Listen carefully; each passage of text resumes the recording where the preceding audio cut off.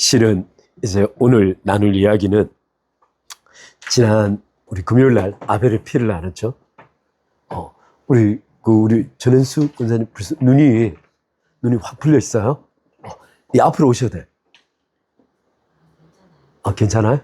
제가 계속 바라보면서 할게요. 할렐루야. 얼마 전에 이제 집에 사진첩을 다 발견했어요. 우리 전현수 권사님 다 버린 줄 알았어요. 뭐든지 버리거든. 저를 안 버리는 게 너무 감사해서 조용히 살고 있는데 사진첩을 발견했어요. 그때 우리 신혼여행 때 찍은 사진이 이렇게 나왔는데, 우와, 우리 사모님, 우와, 내가 나쁜 놈이구나 생각했어. 너무 뷰티풀해. 나중에 한번 보여줄게요. 우리 이사이가 많이 놀랄 텐데. 좋습니다. 자, 오늘 여러분, 이제 제가 가끔가다 이게 뭘 제대로 하고 있는 건지 모르겠어요. 막 워낙 칠판에다 그려야 되니까. 그러더라도 좀 이해하시고, 이 교회는 그냥 우리끼리 그러겠거니 하시고, 이사이가 알겠지? 오케이. 지난번에 아벨의 피 기억나시는 게 있나요? 아벨의 피 세 가지가 있다 그랬죠? 좋아요. 할렐루야. 피 세 종류. 저는 늘 세 종류네. 첫 번째 피 종류, 아벨의 피. 여러분 영어로 쓰니까 좋죠? 아벨스 블라드예요. 여기는 소리가 있다 없다? cry, 소리가 있다. 두 번째 피는 뭐죠? 동물의 피. 이게 animals blood예요. 소리가 있다 없다? 왜 없다? 하나님이 안 들으셔. 할렐루야. 하나님 안 들으셔. 순교하지 않아.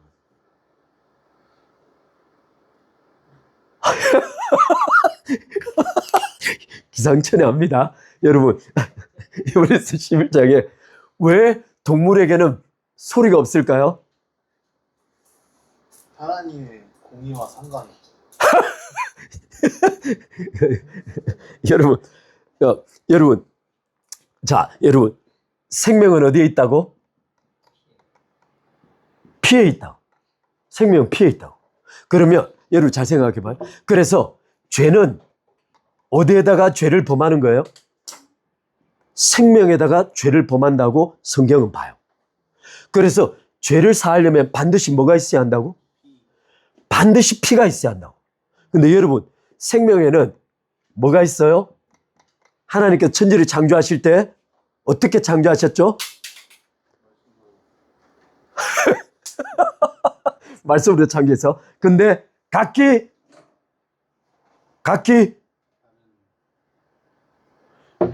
창세기 여러분 지금 다 듣고 있죠? 창세기 1장 그냥 지나갔네. 각기 뭐대로?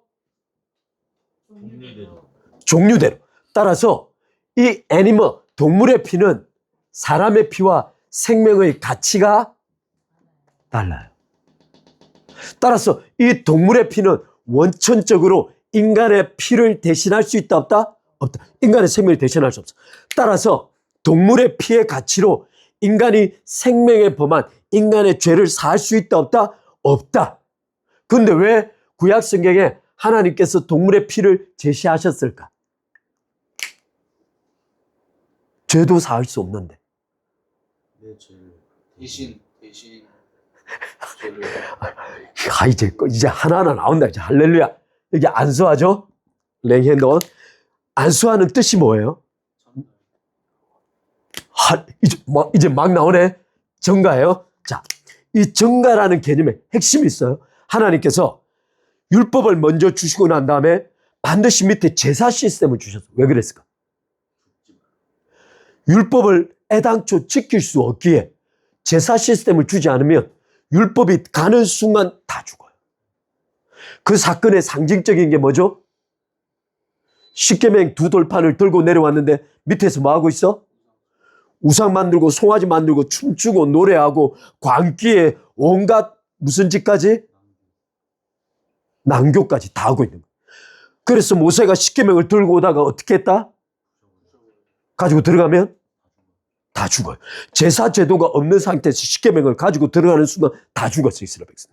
그러니까 십계명을 깨뜨려버려요. 없애버려요. 그리고 두 번째 세명을 가지고 와서 어디다 둔다? 두 번째 계명을 또다시 받아서 내려오죠. 언약궤 안에 넣어버려. 언약궤 안에 넣는 건 뭐죠? 그 위에 무엇을 뿌린다? 피를 뿌린다. 피를 통하지 않고는 율법을 볼 수 없는 거예요. 인간은 그리스도의 생명 거듭남이 없이는 율법과 대면할 수 없다는 거예요. 원천적으로 율법이 이미 그것을 말하고 있어. 너희들은 피가 없인 구원받지 않고는 거듭나지 않고는 그리스도가 없이는 너희는 율법을 대면할 수 없어라고 율법이 이미 말해주고 있는 거예요. 그죠? 따라서 안수와 증가 이 개념은 제사 제도는 그 제사 드린 자가 믿음으로 안수하는 거예요. 하나님이 무엇을 받으신 거예요? 동물의 피가 아닌 믿음을 받으신 거예요. 그렇습니다. 그래서 이사야로 넘어가면 사람들이 더 이상 믿음으로 피를 가져오는 게 아니고 뭘로 가져온다? 후대로 넘어가면서 이사야, 아모스 곳곳에서 말하기를 피에 지겹다는 거예요. 하나님께서. 피 좀 가져오지 말라고. 그냥 너희들 소위 그때 외식이 나오는 거예요. 이 외식은 뭐다? 마음에 바라보는 바와 말하는 바, 눈으로 바라보는 바, 행동하는 것이 다를 때 말하는 거예요. 따라서 너희는 정작 피는 가져오나 마음은 가져오지 않는다. 믿음이 없다. 그때부터 애니멀 블러드는 완전히 효력을 상실해요. 그래서 하나님께서 성전을 완전히 폐기시켜버린 거예요. 여러분, 그리스도 성전을 완전히 폐기시켜버린 거예요. 따라서 애니멀 블러드가 소리가 없는 건 생명의 가치가 달라서 원천적으로 동물의 피는 죄를 사할 수 없는 거예요. 세 번째, 그래서 하나님께서 예비하신 것이 무엇이다? 예수님의 피. 이분의 피는 사람의 피인 동시에 누구의 피? 전능자 하나님의 피예요. 따라서 하나님께서 인간의 모든 인류의 죄에 대하여 전능자의 피로 대신하신 거예요. 바꿔 말하면 인간의 전 인류가 100원의 죄를 다 범했는데 하나님께서 무한 수표를 발행한 거예요. 아예 덮어버리는 거예요. 이 말, 죄를 처리하시는 하나님의 방식. 오늘 이것에 대해서 살펴볼게요. 지난주에 우리가 아벨의 피 하면서 아벨의 피를 하면서 어떤 걸 다뤘죠? 보복하면 된다, 안 된다? 왜 안 된다? 악순환을 돈다. 사적 보복이 금지된 건 무엇을 입증한다? 인간은 도덕적 존재가 아니라는 거.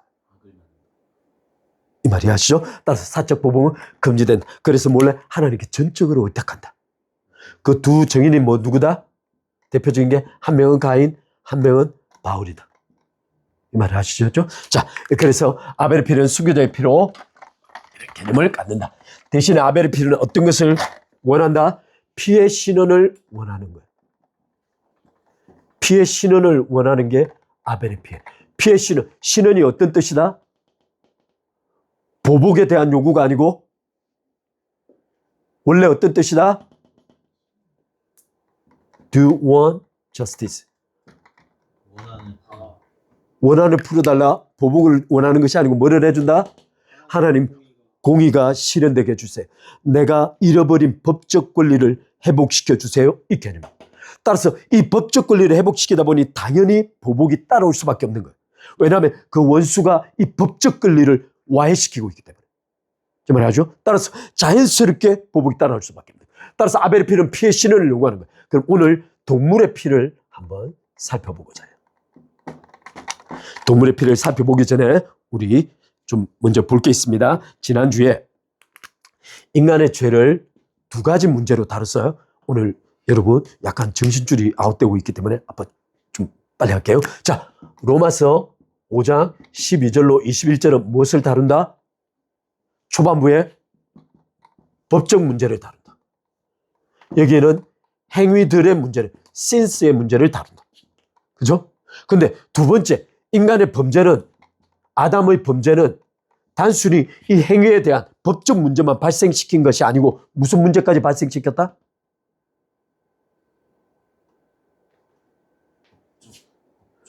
행위는 이삭이가 교통범칙을 끼고 유턴을 불법으로 하는 순간 경찰이 기다리고 있다. 너 서. 그리고 딱지를 발행하죠. 그 법적 책임을 지는 거예요. 근데 이삭이가 유턴하는 버릇이 있어. 유턴하는 버릇이 있어. 유턴 표시만 보면 돌아가고 싶네. 그래가지고 가다가 유턴하면 신호 무시하고 돌아서는 거야. 그 버릇이 있어. 좀 다른 이야기를 하면 이래요. 이게 좀 가슴 아픈 이야기인데, 누군가 빚을 져. 처음에는 500원, 200원, 300원 막 이렇게 빚을 계속 줘. 이게 애가 나중에 크면서 습관이 됐네. 빚이 습관이야, 빚지는 게. 그래서 나중에 크면서 5만 원, 10만 원, 20만 원, 30만 원, 이게 결혼해서는 그 습관이 안 고쳐지고 계속 큰 빚을 지는 거야. 처음에는 빚을 질 때 한번 카드를 다 맞고 원창 무너져 내렸어. 근데 습관이 안 고쳐져. 또다시 빚을 지고 또다시 빚을 지고 삶 전체가 와해되고 있는 거야. 그 삶 전체가 와해되는 거면 이 빚지는 개개의 행동들은 그냥 개개의 행동들, 그건 법적인 책임을 져야 돼. 근데 이 근원적인 빚을 지는 습관과 습성과 실존적 가치관을 안 바꾸면 이게 안 고쳐져. 따라서 우리가 범죄를 하는데 범죄를 계속 짓고 있는데 결국엔 이 처음에 그리스도인이 되고 나자마자 어떤 욕구가 생겼냐면 하나님의 빛이 쫙 들어오니까 내 삶의 영역에 내 죄들이 확 드러나요. 그걸 하나님 앞에 가슴 아프게 회개해요. 그럼 어떻게 하고 싶어? 거룩하게 살고 싶어. 그때부터 어떤 열정으로 살아가죠? 하나님 앞에 거룩한 열정으로 뜨겁게 율법을 지켜가면서 살고 싶은데 율법이 어떻게 작용한다고? 제가 율법을 틈타서 끊임없이 나를 죄고 걔가 계속 죄를 봐서 범죄하는 거예요. 나중에 이것이 극한에 달하면 두 가지 방향이 있는 거예요. 하나는 노이로제에 걸리거나 하나는 이단을 찾아가거나 한 걸음 뭔가 복음에 문제가 있는 게 아니에요. 따라서 이 계속 범죄하는 문제를 해결하기 위해서 반드시 존재적 문제를 해결해야 돼요. 이 존재적 문제를 다루는 성경 구절이 어디다? 창세기 3장 7절에 11절, 22절이에요. 우리 이 구절만 잠깐 보고 넘어갑시다. 하나님께서 아담의 범죄 당시에 뭐라고 말씀하셨는가는 여러분이 제가 이걸 계속 반복해서 말씀드리니까 좀 기억했으면 좋겠어요. 7절 아담이 선악과를 딱 따먹는 순간 벌어진 일이에요. 읽어볼게요. 이에 그들의 눈이 밝아져. 그들은 존재가 변화된 거예요. 지금 존재 변화를 겪고 있는 거예요. 선악과를 딱 따먹는 순간 그들의 눈이 밝아져서 open their eyes 해서 자기들이 벗은 줄을 처음으로 자각했어. 그전에는 자신의 벌거벗음을 자각할 수 있는 논리 구조가 존재적으로 없었던 거예요. 근데 선악과를 발견한 거예요. 무화과 잎을 엮어 치마로 삼았더라. 행동이 나온 거예요. 8절 말씀에 그들이 그날 바람에 불 때 동산에 거리시는 여호와 하나님의 소리를 들었어요. 똑같은 소리인데 아담과 그의 아내가 여호와의 하나님의 낯을 피하여 동산 나무 사이에 숨었어요. 이게 그들의 내면 안에 뭔가 실존적인 변화가 생겼기 때문에.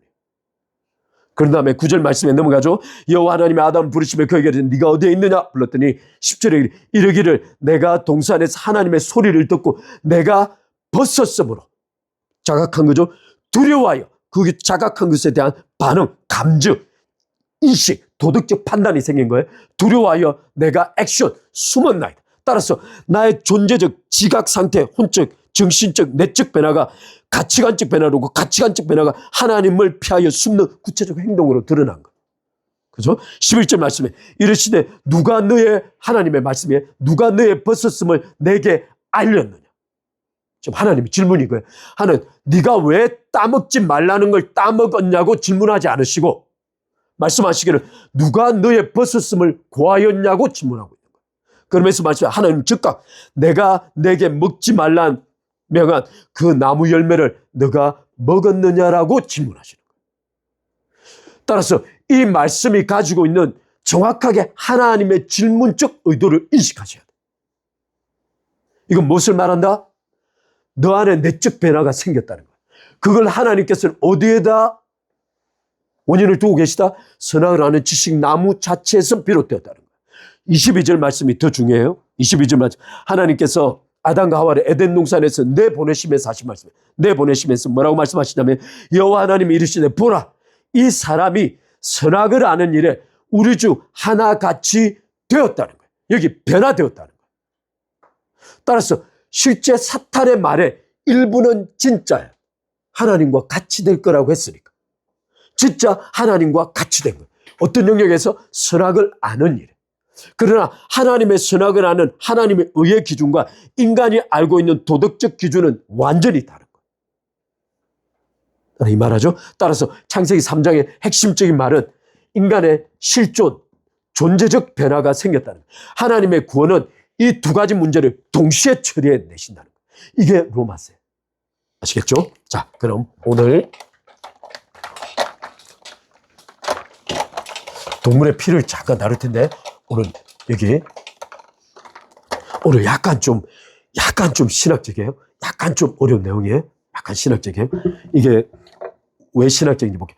여기 우리는 지금 이제 피에 대해서 세 종류를 다뤘어요. 피의 세 종류를 다뤘어요. 그죠?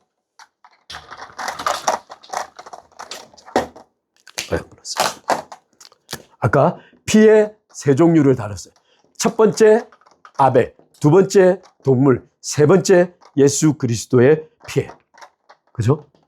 근데 여기에는 소리가 있고 소리가 없고 여기에는 예수님의 소리가 있는 핏소리가. 근데 문제는 이 소리 외에 피 외에 다른 소리들이 있어요. 지금 이게 문제예요.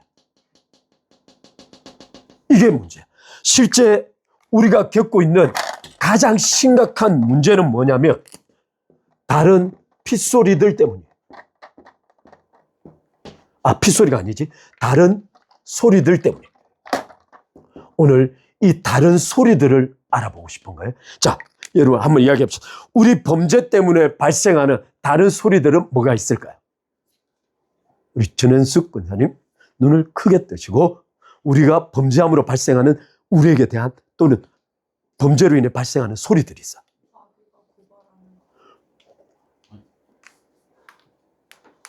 할렐루야. 첫 번째 뭐? 마귀의 고발이 있어요. 근데 한번 해보시, 그냥 넘어갑시다. 계속 해봅시다. 마귀의 고발은 누구를 대적하여 누구에게 하는 거죠? 꼬체. Against us. 우리를 대적하여 누구에게? Toward God. 하나님께. 이 개념이 우리를 대적하여 하나님을 향하여 우리를 대적하여 고발하는 거예요. 그러면 마귀의 근본적 목적은 하나님과 인간 사이를 관계적 파괴를 하는 것의 목적입니다. 만약 우리가 마귀의 소리에 귀를 기울이고 그것을 억셉트하게 되면 바로 하나님과의 관계에 문제가 생겨요. 따라서 우리의 범죄는 단순히 우리 자신과 하나님 사이의 문제만이 아니고 그 즉각 마귀가 개입해요. 이 사건을 입증해 주는 게 누구죠? 욥이죠. 욥 사건. 그러나 그보다 더 중요한 건 다윗이에요. 이 다윗에 대한 구절이 굉장히 어려운데 지난번에 다윗이 밧세바를 범하죠. 그때 밧세바를 다윗이 범했을 때 나단이 와서 여러 가지 그 비유를 들면서 설명하자 다윗이 그는 레벨을 갚아줘. 그는 죽어야 할 것이라 말했더니 나단이 그게 바로 당신입니다 하는 순간 바로 다윗이 엎드려져서 회개하는 거예요. 그때 나단이 했던 말이 몇 가지 있는데 첫 번째는 하나님께서 당신의 죄를 사하셨습니다. 그게 첫 번째. 당신. 놀랍게 지금 이 뒤에 지난번에 아히토펠이라는 인물이 있죠. 압살롬과 더불어 다윗을 죽이려고 계획했던 건물. 지금 이 굉장히 신학적으로 이 뒤에 문구를 해석하기 어려운 게 뒤에 나단이 뭐라고 말하냐면 당신이 그 범죄함으로 여호와의 원수들에게 소위 여호와를 비방할 수 있는 또는 당신을 비방할 결정적 계기를 당신이 주었다는 거예요. 지금부터 여호와의 원수들이 하나님과 당신을 결정적으로 비방할 계기를 주었다는 거예요. 그래서 뭐라고 말하냐면 당신 이에 태어날 아이가 죽을 겁니다 라고 말하고 나단이 들어가. 그리고는 밧세바의 첫째 아들은 죽어. 여기 문제가 무엇이냐면 여호와의 원수가 비방할 나아처라는 히브리어 단어인데 이건 나아처를 나아처 and 나아처 이렇게 반복해놨어. 바꿔 말하면 이 나단이 사용한 문구는 굉장히 심각한 용어를 사용한 거예요. Extremely, truly 그들이 blasphemy God 하나님을 비방할 거라고. 진짜 극단적으로 하나님의 원수들이 하나님과 당신을 비방할 거리를 얻게 하셨다고 말하는 거예요. 근데 문제는 뭐야? 여호와의 원수가 누구냐는 거예요. 학자들이 여기서부터 많은 것을 이야기해요. 이 결정적인 계기 하나 사건이 바로 아이토펠이에요. 아이토펠이 그 말은 곧 신탁을 받았다고 했던 말이 결정적으로 돌아서서 다윗을 죽이려고 가요. 여기 문제는 이거예요. 하나님께서 이미 용서한 자를 쫓아가서 죽이려고 하는 거예요. 그런데 실제 이 사건을 바라보면 어떤 것이 훨씬 더 강력하냐면 바로 사탄이에요. 따라서 사탄은 존재 자체가 우리를 대적하기 위하여 하나님 앞에 서 있는 자들이에요. 따라서 사탄이라는 이름의 뜻이 뭐죠? 사탄. 계시록 12장 10대 참소하는 자, 참소하는. 이게 참소하는 자. 단어가 어큐세. 이 참소하는 자. 이 참소하다라는 이 헬라어 단어 뜻이 무엇이냐면 아니. 반드시 죄를 처벌하기 위하여 공개적으로 법정에 들어서서 얘를 고발하는 거예요. 그러니까 이 참소의 목적이 딱 하나밖에 없어요. 얘를 죽여달라는 거예요.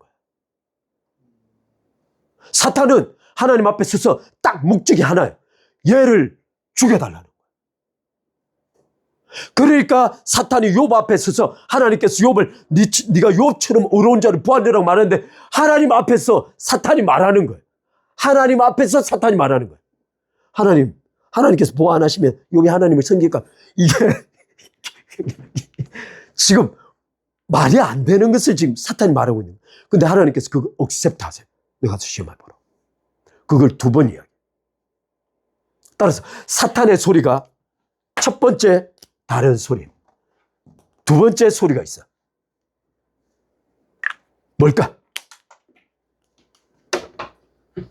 사람이 죽진 않아서 피를 흘리진 않았지만 억울함의 소리.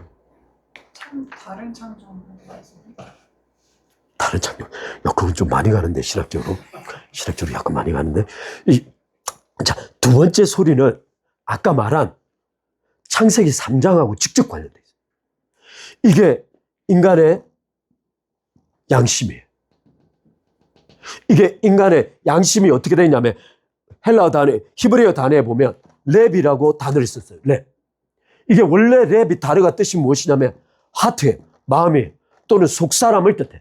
근데 이 속사람이란 단어를 뜻서 conscience, 양심이라고 쓴 거예요. 이 사건을 보여주는 사건이 하나 있어요. 우리 한번 같이 가봅시다. 사무엘상 24장 한번 갑시다. 아까 23장 이야기했죠. 사무엘상 23장 읽고 난 뒤에 24장에 다시금 바울이 찾아 나오는 거예요. 24장 한번 갑시다.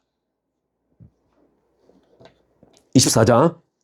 자, 첫 번째 마귀, 2번째 양심의 소리가 또 있는 거예요. 24장 1절로부터 제가 쭉 읽어볼게요. 뭐라고 말하거든요. 사울이 블레셋 사람을 따르다가 전쟁이 쳐져서 블레셋 쳐들어오니까 잠깐 갔다가 다시금 돌아와서 다윗을 추적하는 거예요.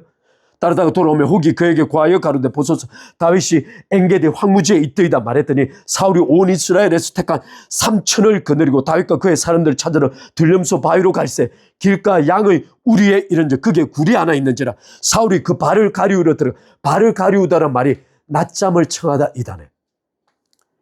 사무엘상 24장 3절 사울이 그 발을 가리우려 들어가니 다윗과 그의 사람들이 마치 그 굴 깊숙한 곳에 숨어 있었던 거예요.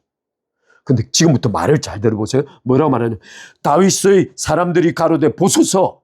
지금 그 사람 하는 말이 여호와께서 당신에게 이르시기를 지금 굉장히 중요하다는 여호와께서 당신에게 이르시기를 바꾸고 말하면 하나님께서 말씀하셨다는 거예요. 어떤 말씀을 하셨냐면 내가 원수를 네 손에 붙이리니 내 소견에 선한 대로 그에게 행하라 하시더니 라고 말합니다.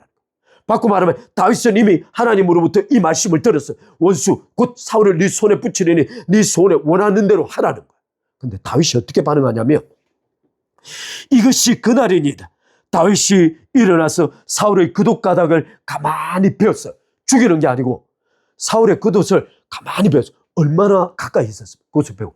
근데 다윗이 말하기에 그러한 후에 사울의 옷자락 뱀을 인하여 다윗의 마음에 찔려 이렇게. 이 바로 마음이 속사람이에요. 이 속사람이 랩이고 바로 그 양심이에요. 이 찔려라는 이 단어가 히브리어 단어에 무엇을 뜻하냐면 스트라이크예요. 비트, 스트라이크, 스마이트, 때리다, 치다, 박다. 이게 진리예요. 따라서 다윗은 사울의 옷자락을 배웠다는 이유로 그 마음과 속사람, 양심 속에서 그를 너무 찔러대니까 양심이 견딜 수가 없었던 거예요. 그러면서 다윗이 뭐라고 말하냐? 자기 사람들에게 이르기를 내가 손을 들어 여호와의 기름 부음 받은 자 내 주를 치는 것은 여호와의 금하시는 것이니 그는 여호와의 기름 부음을 받은 자가 됨이니라고 다윗이 이 말로 자기 사람들을 금하여 사울을 해치지 못하게 하니라. 사울이 일어나 굴에서 나가 자기 길을 가니라 라고 말하는 거예요. 갈 길을 어느 일정 정도 거리가 떨어져 다윗이 나와서 아버지 사울이여 라고 외치면서 이 장면을 말하는 거예요. 여기에 중요한 것이 있어요. 아까 말한 대로 나카으라는 이 단어가 찌르다, 치다, 박다 이런 뜻인데 실제 수동태로 쓰게 되면 전쟁이 벌어지다, 파괴를 당하다, 멸망당하다 이런 뜻이 돼. 지금 다윗은 사울의 옷을 베었다는 그 사건 하나로 지금 양심이 견딜 수가 없는 거예요. 이게 바로 다윗의 위대함이에요. 아까 위에 말했죠. 이미 그 종들은 다윗에게 하나님께서 기회를 주었다고 말하고 있는 반면에 다윗은 그 기회가 죽이라는 기회가 아니라고 보는 거예요. 여기 중요한 게 있습니다. 다윗은 사울에 대한 도덕적이고 자신의 개인적인 판단 대신에 하나님의 기름 부음 받은 사실을 훨씬 더 중요하게 보았어요. 바꾸어 말하면 사울이 하나님과 가지고 있는 관계, 그러니까 사울이 하나님을 어떻게 사랑하느냐가 중요한 게 아니에요. 하나님께서 그를 들어서 이스라엘 백성을 왕으로 삼으시고 그 왕을 통하여 통치하게 하셨다는 그 사실 자체가 다윗에게는 자기의 원수됨보다 훨씬 더 중요한 거예요. 그렇다면 다윗의 양심이 작동하는 방식이 다른 거예요. 지금. 만약 우리가 다윗의 개인적인 생각을 가지고 있었다면 다윗은 당장 사울을 죽였을 거예요. 그러나 다윗의 양심은 그것에 따라 작동하는 것이 아니고 하나님께서 그를 세우셨기에 이스라엘 백성들의 전체 관점과 하나님의 관점에서 사울을 바라보고 있는 거예요. 자신의 개인적 사적 감정을 치워놓고. 따라서 인간의 양심은 단순히 고정된 틀이 아니고 하나님의 말씀을 어떻게 이해하고 받아들이느냐에 따라 양심이 완전 다르게 된다. 변화를 받는다는 거예요. 이 말이 아시죠? 그래서 모든 성도들은 하나님과의 관계가 그렇게 중요하다는 거예요. 아까 관계가 반야를 가져온단 말이 바로 이 뜻이에요. 하나님을 어떻게 이해하느냐가 오늘 사울을 죽일지 말지를 결정하는 거예요. 저 사람이 나의 원수인지 아닌지를 결정하는 건 하나님의 말씀이 어떻게 말하고 있는가가 훨씬 더 중요하다는 거예요. 이 말이 아시죠? 따라서 다윗은 지금 사울의 옷자락을 베었다는 이유로 양심의 소리에 고통스러워하고 있는 거예요. 제가 여기 간략하게 좀 양심에 대해서 좀 이야기를 좀 하고요.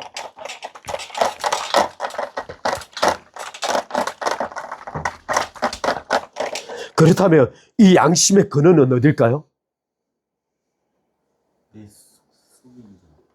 내 속사람 양심의 근원이 어딜까? 하나님, 할렐루야. 근데 아까 우리 도덕적 존재. 그래서 바울이 로마서 2장에 말하기를 이방인들이 그들의 마음에 새긴 율법을 따라 행한다고 그랬어요. 따라서 인간의 근원적 도덕은 마음에 새겨진 율법과 동일시되는 거예요. 저 말이 하죠. 대신에 그 속에 하나님은 존재하지 않는 거예요. 나중에 이거 로마서를 한번 다루면서 갑시다. 따라서 유대인들이 율법을 통하여 하나님과 관계 맺고 있다면 이방인들은 자신이 탈취한 도덕을 통해서 하나님과 관계 맺고 있는 거예요. 근데 율법을 통해서도 하나님을 만날 수 없지만 도덕을 통해서도 하나님을 만날 수 없는 거예요. 대신에 이 둘은 다 어떤 역할을 한다? 양심의 문제를 건드려요. 따라서 이 양심을 이렇게 말하고 지금부터 양심을 제가 이렇게 세분화시키는 건 이야기 좀 주의하라는 거예요. 어떻게 말하냐면 이게 특별히 성경 속에는 본질이 있고 비본질이 있어요. 본질은 어떤 내용이냐면 기독교 복음의 기본적 가치로 이것을 믿지 않으면 구원을 받을 수 없는 거예요. 그런데 이 본질적 요소 외에 수많은 비본질적 요소들이 있어요. 고기를 먹을 거냐 말 거냐. 뭐 이제 대표적인 건 우상에게 바쳐진 고기를 먹을 거냐 말 거냐. 이게 대표적인 고린도전서와 로마서의 논조예요. 이 비본질적 문제는 어디에 따르냐면 놀랍게 바로 양심이에요. 따라서 이 양심이 결정한다는 말은 뭐예요? 그가 가진 성경적 가치관이 뭐냐는 거예요. 그러면 한 사람은 성경적 가치관이 굉장히 높아. 그래서 우상에게 바쳐진 그 재물을 우상이 없는 건데 하나님께 기도하고 감사함으로 먹으면 되지라고 판단하는 반면에 우상이 있다고 생각하는 사람이 있어. 성경적 가치관이 아직 낮은 거예요. 그 사람이 성경적 가치를 우상에게 바쳐진 먹을 수 없지. 안 먹어.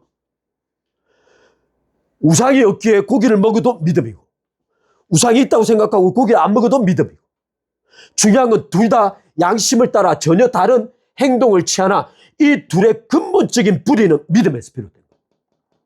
따라 중요한 건 뭐다? 믿음으로 행치 않는 것이 죄. 신약에서 믿음으로 행치 않는 것이 죄. 이게 로마서 14장의 맨 마지막 결론이. 믿음으로 행치 않는 것이 죄. 따라서 그 고기를 성경적 가치관이 아직 충분하지 않아서 고기를 먹지 않는다고 결정해도 괜찮다는 거예요. 믿음의 결정이니까. 그러나 성경적 가치관 하나님이 충분히 알아서 그 고기를 먹고 힘을 얻어서 하나님 일을 하는 것 또한 하나님 뜻이라는 거예요. 좀 이해하시죠? 따라서 겉으로 비본질적 문제 속에서는 겉으로 드러나는 행동을 가지고 판단하거나 정죄하기 이게 가장 어리석은 거예요. 좀 이해하죠? 그렇게 하면 제가 이 양심의 문제를 양심의 문제는 크게 성경은 하나는 악한 양심, 착한 양심 또는 선한 양심으로 구별해요. 그렇다면 이거 한 질문합시다. 선한 양심, 악한 양심은 뭘로 구별될까요? 말씀으로. 말씀으로 물론 분별을 해야죠.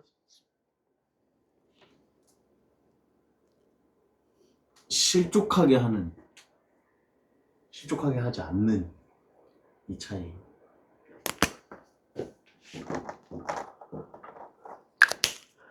좋은 지적이긴 한데 이 말씀을 제가 한번 읽어볼게요. 잘 들어보세요. 로마서 2장 15절에 뭐라고 기록하고 있냐면 이런 이들은 그 양심이 뭐가 돼요? 양심이 증거가 돼요. 이게 바로 이방인들에 대한 말이에요. 이방인들에게 대하여 바울이 하는 말이 이런 이들은 그 양심이 증거가 되어 그 생각들이 서로 송사하고 송사가 뭐예요? 양심이 고발하거나 또는 변명해 준다는 거예요. 따라서 이 양심의 역할은 두 가지예요. 하나는 나를 고발하거나 규정하거나 또 한쪽에서 나의 행동을 변명 합리적이고 합당하다고 변호해 주는 역할을 이게 양심이 맡고 있는 거예요. 따라서 바울은 이 양심을 이방인들의 양심을 유대인들의 율법과 같이 본 거예요. 디모데전서 1장 19절에 이렇게 말하고 있어요. 믿음과 착한 양심을 가지라 어떤 이들은 이 양심을 버렸고 그 믿음에 대해서는 파선하였느냐. 바꿔 말하면 양심이 잘못되면 믿음에 파선을 초래할 수 있다는 거예요. 그렇다면 이거 한 가지 질문이 있어요. 믿음의 파선을 초래하는 양심이란 무엇일까?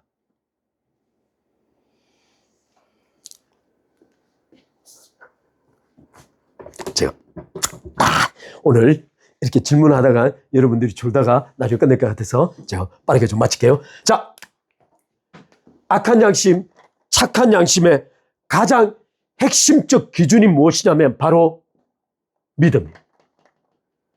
믿음이에요. 믿음이에요. 악한 양심은 어떤 양심을 뜻하냐면 하나님 앞에 자신의 믿음을 따라 이것을 하지 않아야 함에도 불구하고 양심을 짓누르는 거예요. 그리고는 행동하는 거예요. 바꿔 말하면 믿음에 따라 허용되지 않는 영역을 내가 양심을 따라 의도적으로 내 양심을 합리화시켜서 그 행동을 이끌어가는 걸 뜻해요. 그러면 이 양심은 나를 끊임없이 하나님 앞에 정죄해요. 양심의 정죄가 찾아오면 하나님과 관계가 분리되기 시작해요. 이건 구원의 관계가 분리되는 게 아니에요.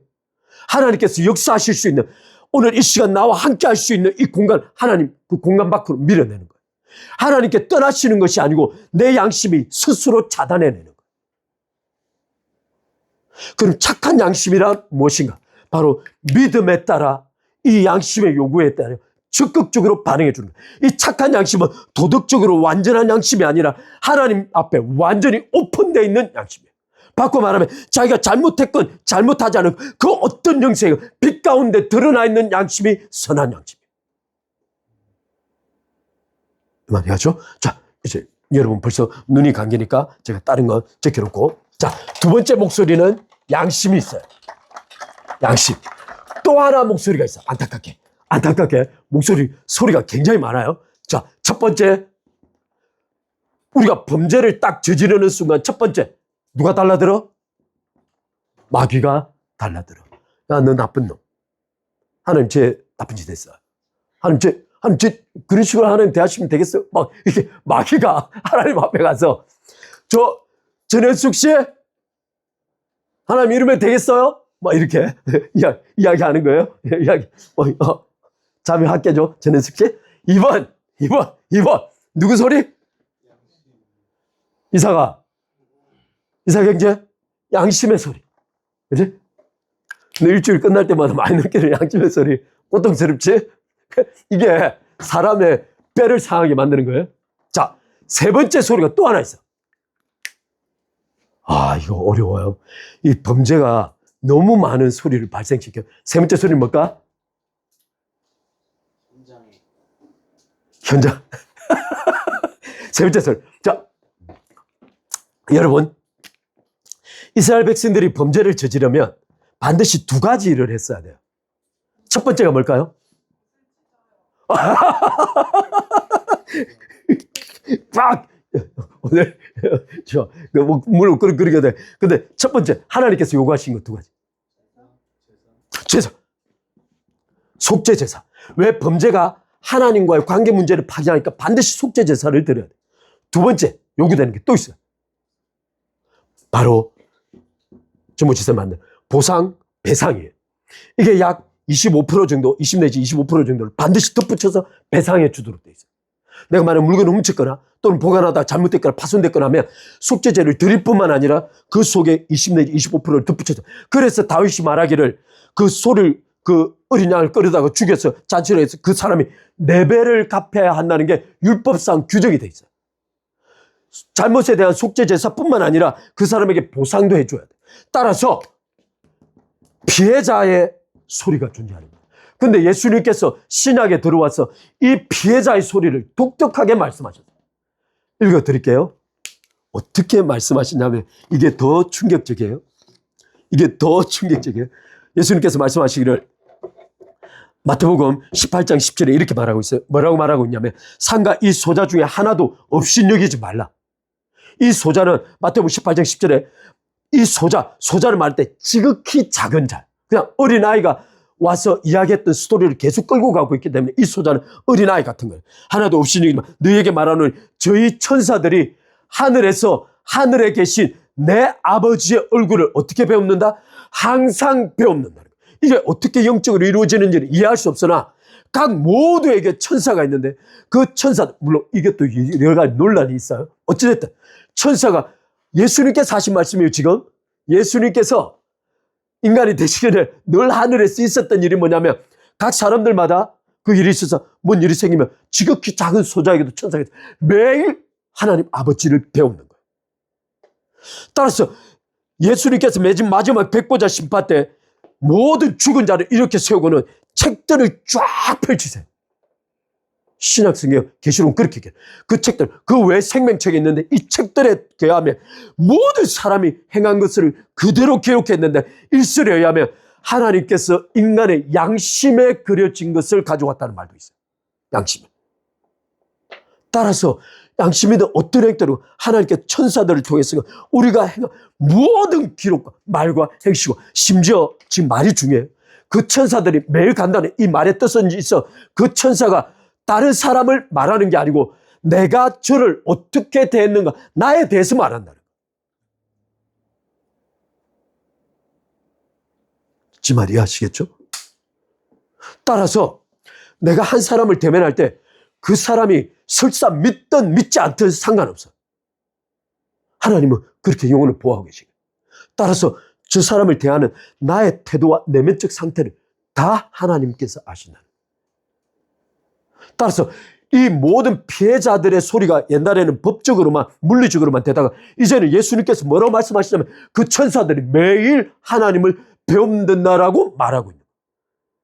따라서 그게 좀 물리적 영향력뿐만 아니라 내가 그를 업신여긴 나의 말과 태도와 눈빛조차도 문제가 된다는 거예요. 지금 이 말 이해하시죠? 지금 예수님이 하신 말씀입니다. 따라서 이 세 가지 목소리 때문에 인간은 단순히 누군가 아벨의 피의 신원을 요구하는 피의 요구뿐만 아니고 이것들 때문에 인간은 벗어날 수가 없는 거예요. 벗어날 수가 없는 거예요.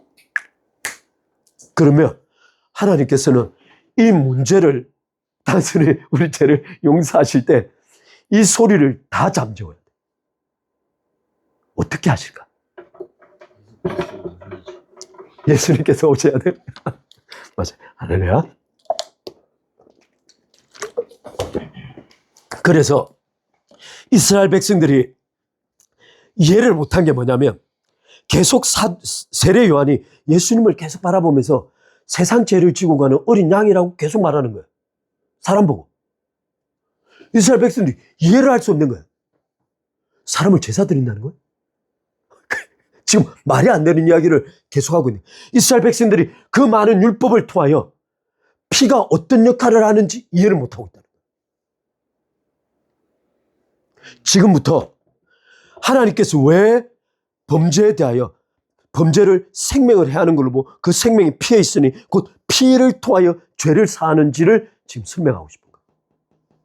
지금 오늘 잠깐 이것만 설명하고 마칩시다.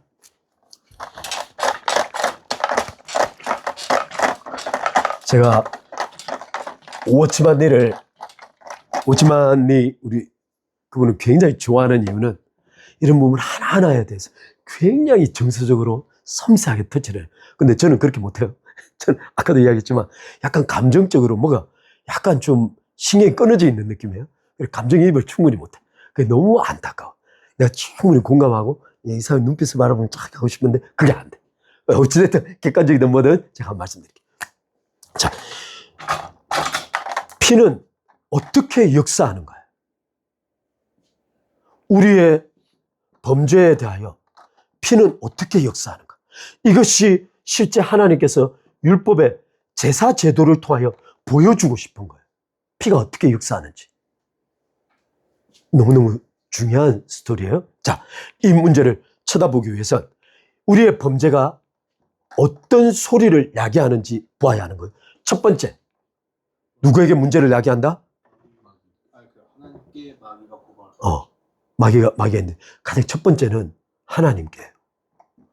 우리의 범죄가 딱 발생하는 순간 이 범죄에 대하여 바로 하나님의 개입이 들어와요. 하나님의 개입이 들어오면 어떤 일이 벌어지죠? 바로 심판과 여기에 대한 정죄가 벌어지고 바로 결론이 나는 게 하나님의 진노가 초래되는 거예요. 그렇다면 우리의 범죄의 가정, 여러분 한번 생각해 보세요. 하나님께서 우리의 죄를 지었는데도 진노하지 않으셔. 다른 목소리들이 많이 있어. 그러면 문제가 될까? 하나님께서 진노하지 않으셔. 다른 목소리가 아무리 커도 아무 소용없어요. 문제는 무엇이냐면 로마서의 핵심 1장에 전 인류의 죄를 지적하면서 바울이 핵심적으로 말하고 싶은 말은 뭐냐면 모든 범죄가 하나님의 진노를 초래하기 때문에 하나님의 진노 때문에 인간은 멸망한다는 거예요. 따라서 죄사는 무엇 때문에 필요한가? 하나님의 진노를 누구였다. 우리의 죄를 사는 목적이 뭔가? 우리 죄에 대한 하나님의 진노 때문에 죄사가 필요하다는 거예요. 따라서 가장 첫 번째 문제는 하나님의 진노에 대한 문제. 따라서 우리의 죄의 첫 번째 문제는 toward God, 하나님을 향하여 문제가 생기는 거예요. 두 번째 아까 말 양심이 우리를 끊임없이 정죄하는 거예요. 따라서 이 두 번째 문제는 toward us, 우리의 양심에 대하여 따라서 양심을 잠재우지 않는 한 우리는 하나님 앞에 담대할 수 없어요. 따라서 설사 구원을 받았을지라도 그 양심이 악한 양심으로 끊임없이 나를 정죄하며 하나님 앞에 기도 드리는 것 자체가 문제가 되는 거예요. 이것이 사도들이 한 말. 지금 세 번째 아까 세 번째 소리 마귀. 이 양심의 문제 속에 피해자를 함께 포함해 넣는 거예요. 자, 이 마귀의 소리. 아까 제가 이건 역시 toward 누구예요? 하나님을 향하여 against us, 우리라. 따라서 이 세 가지를 정확하게 보면 이 범죄에 대한 문제는 세 가지 대상을 향하여 문제를 이야기하는 거예요. 첫 번째 하나님을 향하여, 두 번째 인간을 향하여, 세 번째 마귀를 향하여 문제를 이야기해요. 그러면 이 피가 이 세 가지 문제에 대하여 동시에 답변을 해줄 수 있어야 돼요. 할렐루야. 할렐루야. 할렐루야. 율법의 제사 시스템은 이걸 보여주고자 하는 거예요. 따라서 이걸 보여주는 건 뭐예요? 예수 그리스도께서 이것을 어떻게 처리하셨는가를 보여주고자 하는 거예요. 따라서 예수님께서 부활하신 후에 제자들이 엠마오로 내려가서 절망해서 내려가고 예수님께서 나타나셔서 제자들에게 말하기를 너 어디로 내려가니? 어디로 내려갑니다. 너 무슨 일 때문에 예루살렘에 생긴 일 모르세요? 그때 예수님께서 제자들에게 이르기를 율법에서 모세의 기록에서부터 시편, 율법, 선지서에 이르기까지 제자들에게 쫙 설명을 해줘요. 그러자 제자들이 이 문제 예수 그리스도를 왜 어린 양이라고 부른지 이해한 거예요. 따라서 예수 그리스도는 반드시 십자가에 못 박혀 죽었지만 그 피를 통하여 온 인류의 죄를 속죄하고자 하신다는 사실을 정확하게 자각하고 엠마오 가다가 제자들이 바로 돌아가는 거예요. 따라서 이 사실을 정확하게 이해하는 건 그리스도의 사역과 그 정체성에 의한 핵심이에요. 자, 그러면 오늘 이 시간이 많이 간데 이걸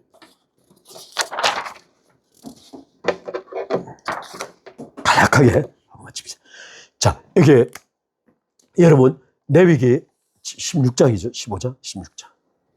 잠깐만. 레위기 16장이에요. 레위기 16장에는 여러분 용키푸르다고 아냐? 용키푸르? 많이 들어봤죠?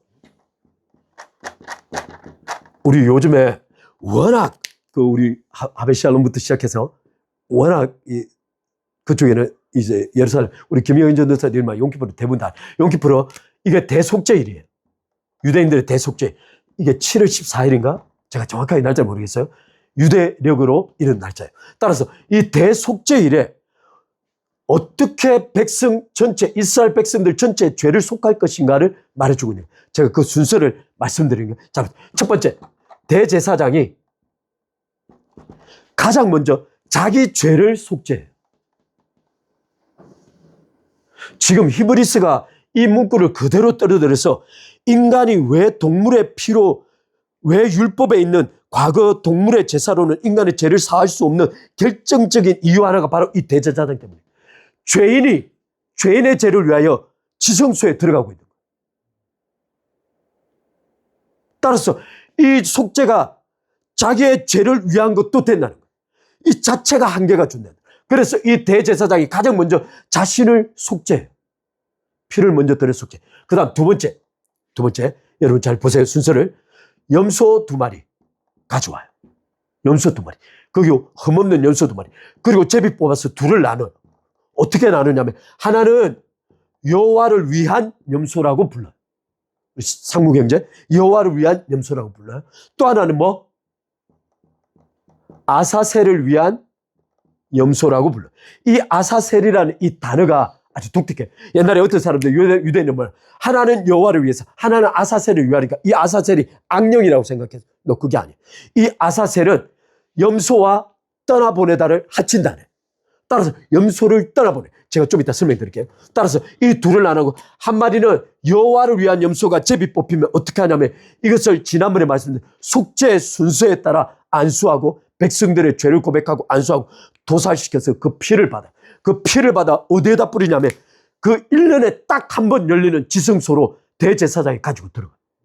그리고는 그 속죄단, 그 시온자 위에 뿌리고 난 다음에 동편에다가 뿌려요. 그리고는 나와요. 근데 1년에 딱 한 번 들어가죠. 근데 제사장이 안 나와. 그러면 제사장 밑에 다리에 줄을 묶어서 들어가요. 원래 줄을 묶어가지고 들어가요. 뭐 바울 소리 나고 들어가서 쭉 들어가서 그래서 이제 아마 스가랴는 이제 어찌됐든 대제사장이 들어가서 피를 쫙 뿌렸는데 대제사장이 하나님께서 이 피를 받으셨어. 할렐루야. 그러면 대제사장이 그래서 나오는 거예요. 그리고는 이 남은 동물의 모든 것들을 갖다 진박해 가서 불태워요. 예수 그리스도께서 골고다 진박해서 십자가에 못 박히신 거예요. 불태워요. 다 불태워요. 근데 만약에 여호와께서 피를 안 받으시면 그 자리에서 바로 죽사요. 소리가 안 나잖아?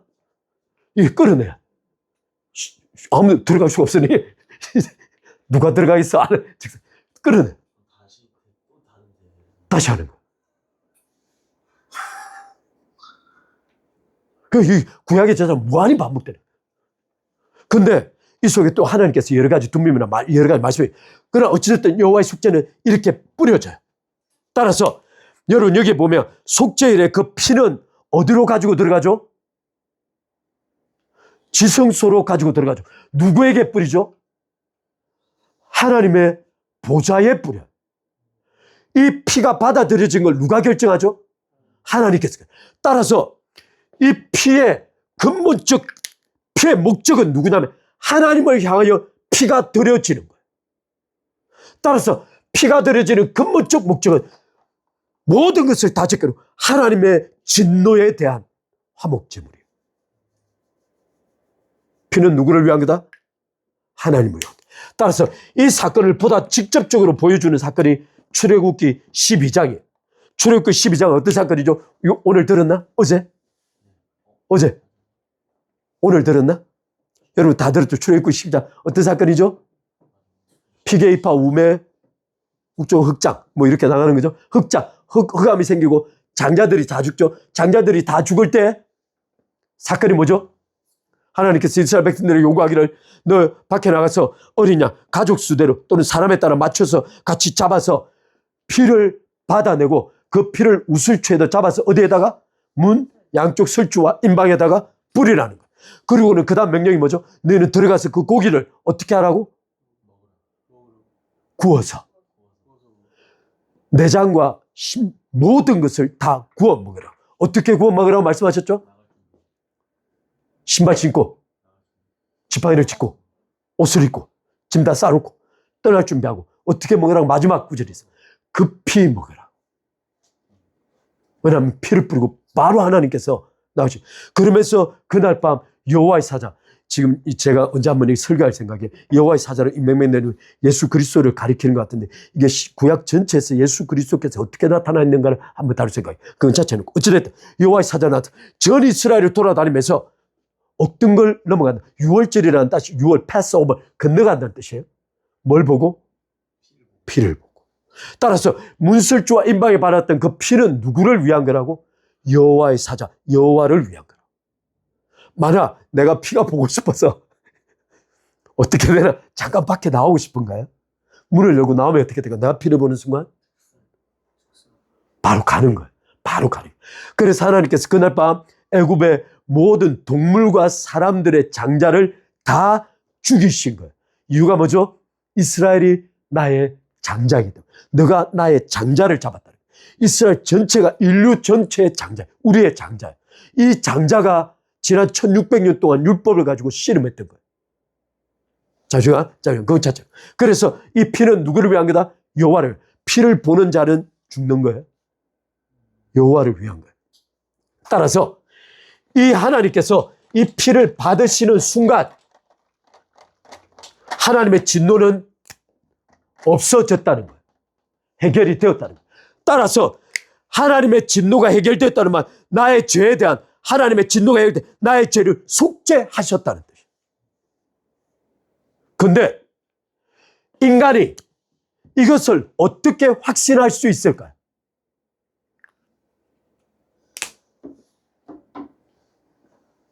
하나님께서 나의 죄를 사하여 피를 받으셨다는 사실을 어떻게 확인할 수 있을까? 여기 와라. 여기 오라. 공부를 너무 많이 했는데 어떻게 확실하지?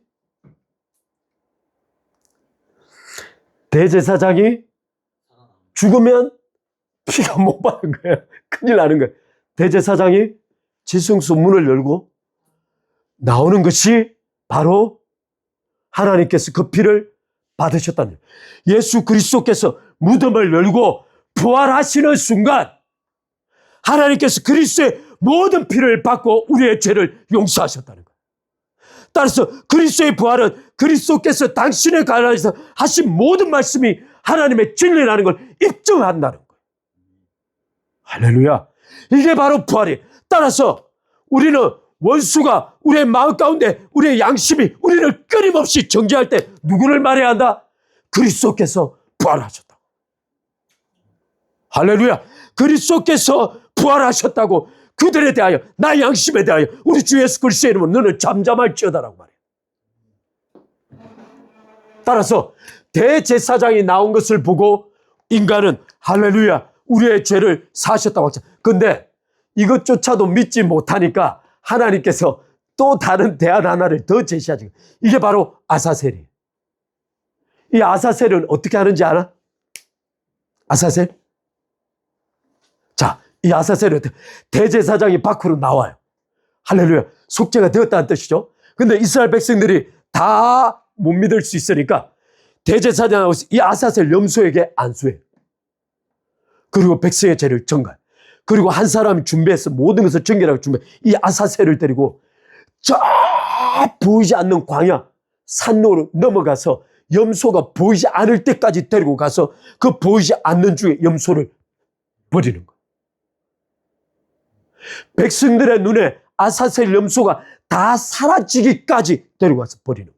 이게 무엇을 말하냐면 하나님께서 이스라엘 백성들에게 너희의 죄가 속죄소 안에서 완전히 사여졌다는 것은 이 아사셀이 너희의 죄가 그 아사셀에게 넘겨져서 광야 전체로 넘어가서 보이지 않는 완전히 너희를 떠났다 제거되었다고 확정시켜주는 거예요. 그래서 아사셀을 일부러 준비하신 거예요.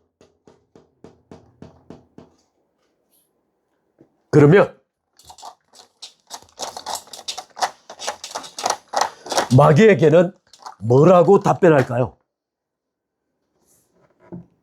이제 마지막 마귀에게는 뭐라고 답변할까요? 갑자기 답변이 없으시죠? 우리가 성경 구절 하나 보겠습니다.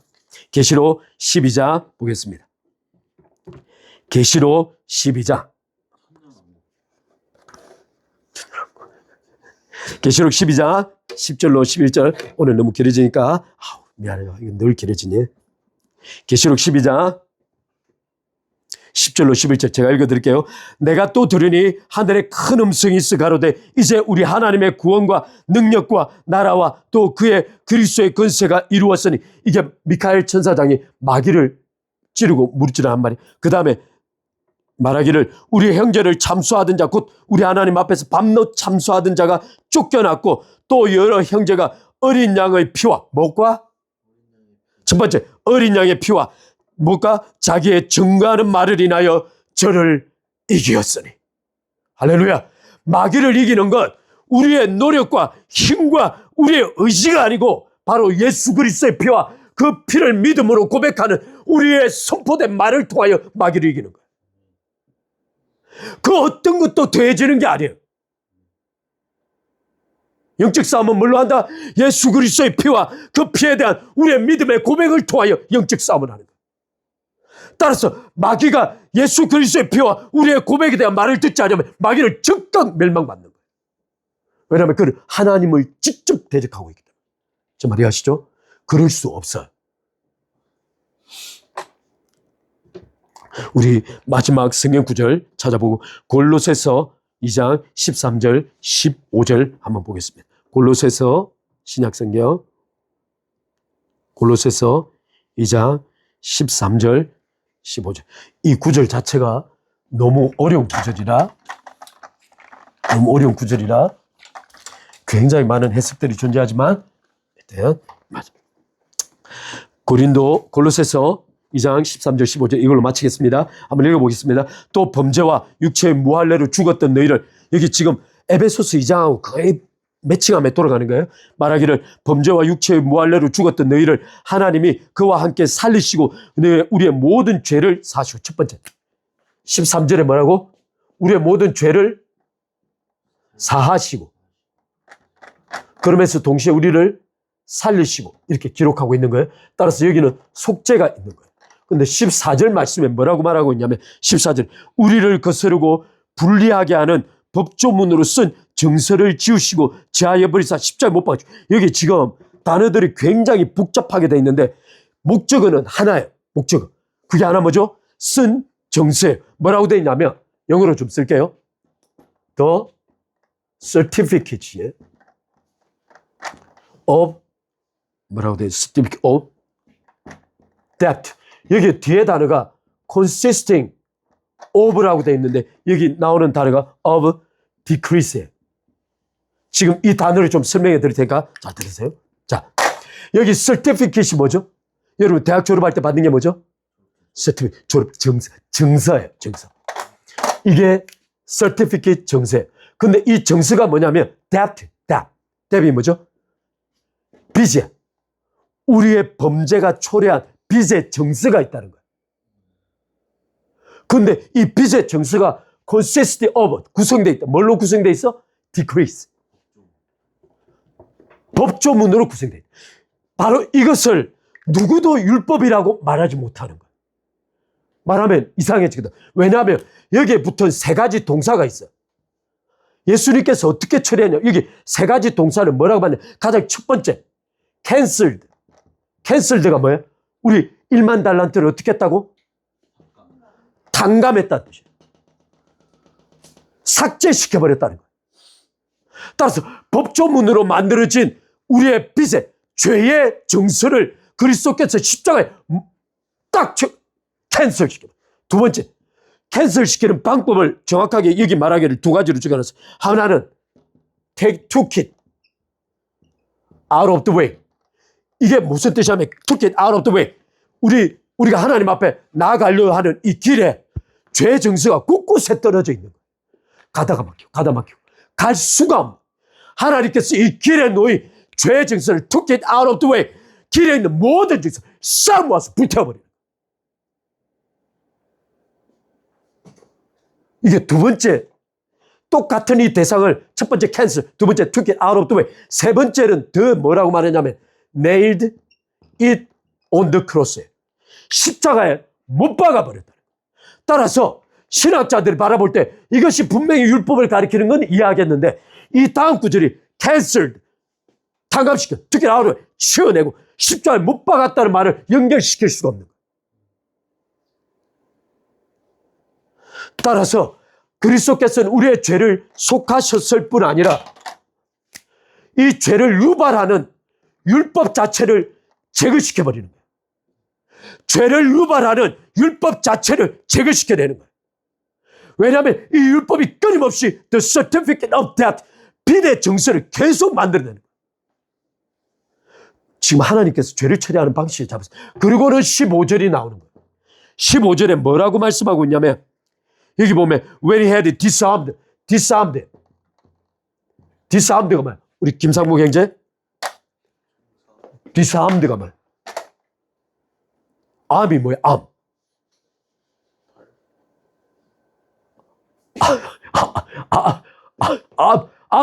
암이 팔이죠 원래? 암.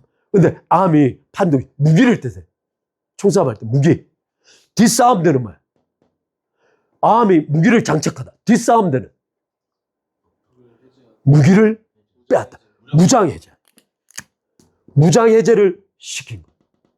누구를 어떻게 함으로써 이것을 제거함으로써 무장해제를 시키는 거예요. 누구의 무장해제를 시키는 거예요? 여기 보면 The rulers and authority. rulers, 통치자들과 authority, 복수죠. 권세자. 이게 누구다? 바로 공중 권세자본자. 그렇다면 이 율법을 통하여 끊임없이 무기로 사용하고 있던 건 누구다? 마귀다. 마귀다. 근데 계속 율법을 교회로 가지고 들어온다? 이 말이야죠. 따라서 이 13절, 14절, 15절은 무엇을 말하고 있냐면 마귀를 그리스도께서 어떻게 원천적으로 무력화시키고 있는가를 말해요. 첫 번째, 죄를 속하는 거예요. 첫 번째, 죄를 속하는 거예요. 마귀가 공격할 수 있는 근거, 증거를 다 제거시켜요. 두 번째, 죄를 유발시킬 수 있는 요소조차도 제거시키는 거예요. 바꿔 말하면 마귀가 우리를 고발할 때 어떻게 고발하죠? 죄는 죄지었어요. 율법을 들여다가 하나님 앞에 고발하는 거예요. 그런데 정작 마귀가 우리를 고발할 때 사용할 수 있는 그 율법 자체를 십자가에 못 박아버리는 거예요. 그래서 계시록 12장 10절에 말하기를 그가 하늘로부터 쫓겨나서 더 이상 하늘에서 우리를 참수할 수 없게 된 거예요. 이 말 이해하시죠? 그리스도의 십자가의 피는 이렇게 역사하고 있어요. 피가 이렇게 역사하고 있어요. 구약의 율법의 제사 시스템은 이것을 하나하나 보여주고 그것이 하나님을 향하여 어떻게 하나님의 진노를 처리하고 속죄받았는지 그 속죄받음이 우리에게 어떻게 양심을 잠재울 수 있는지 더 나아가서 그 속죄받음 뿐만 아니라 율법을 처리하심으로 어떻게 마귀를 완전히 무장해제시켜서 무력화시키고 있는 이 모든 것을 구약의 율법이 보여주고 있는 거예요. 이 모든 것을 완벽하게 누가 성취하셨다? 그리스도께서 십자가 위에서 nail on the cross에서 십자가로 우리의 죄를 속하시고 사시고 율법의 비대 정서를 십자가에 못 박아서 툭 out of the way 길에서 치워내고 캔슬 탕감시키고 제거시켜버리고는 마귀를 무장해제시킵니다. 더 이상 그리스도인을 하나님의 자녀를 공격할 수 있는 일체의 것들을 제거시켜버립니다.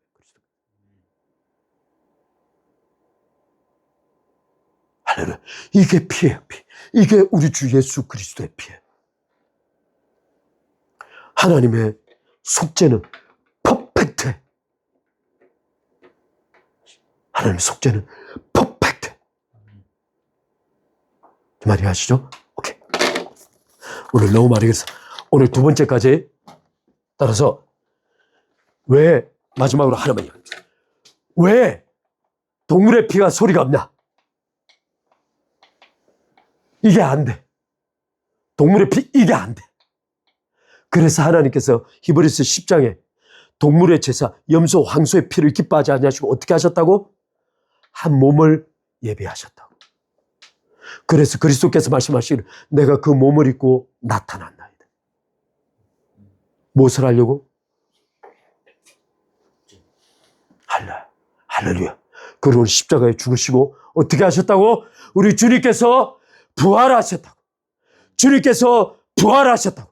그리고 제자들에게 40일 보인 후에 하늘로 승천하시고 보좌 우편에 앉아 계시고 우리와 함께 하늘로 올라가시고 그 보좌 우편에서 우리를 위하여 지금도 중보하고 계신다고. 할렐루야. 그런데 하나님의 자녀가 구원을 잃어버릴 수 있다고? 그럴 수 없는 거예요. 자, 할렐루야. 질문 있으면 좀 이따 같이 나누기로 하고 제가 기도하고 마치겠습니다.